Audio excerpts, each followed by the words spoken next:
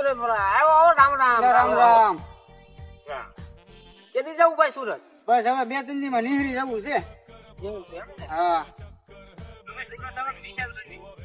સુરત માં આવે તો છે ને મજા બજા તો આવે છે ને આમ.